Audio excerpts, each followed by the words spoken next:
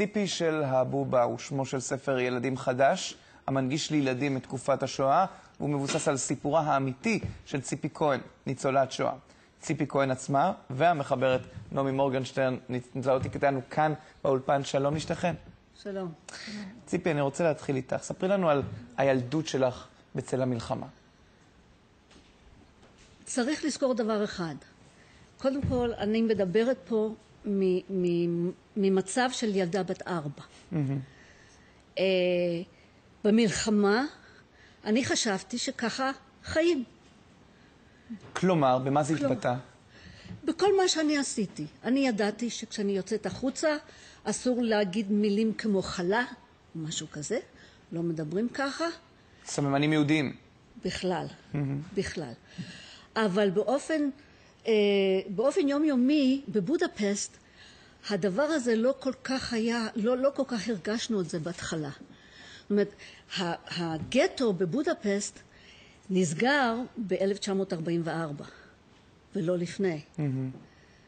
אז אנחנו היינו בבית, אבא שלי נלקח לצבא ההונגרי בהתחלה, אחר כך הוא עבר לעבודת פרך, ואחר כך למחנות הריכוז. ומי היא הבובה הזאת שמלווה אותך לאורך השנים? הבובה הזאת היא החברה שלי.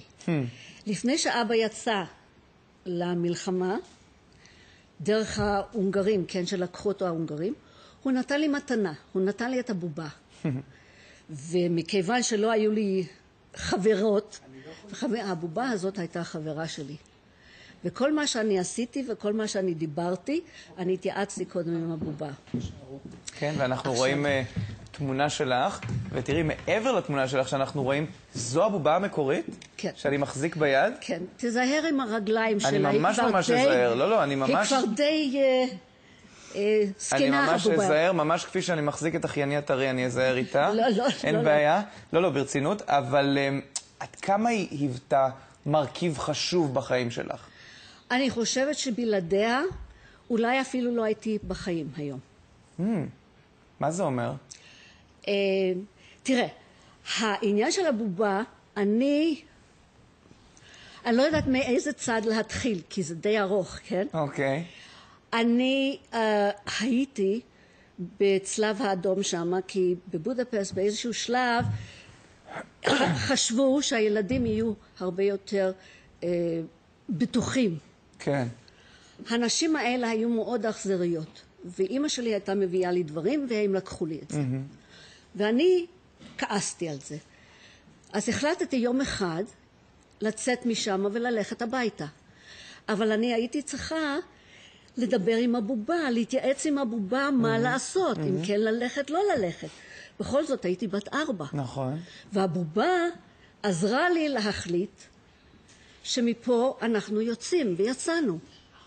זה מאוד מרגש, כי זה פתאום, שזה קרה, שזה לא בתוכי רק, אלא גם אחרים יראו את זה. שזה אמיתי, שמשהו שאפשר לגעת בו.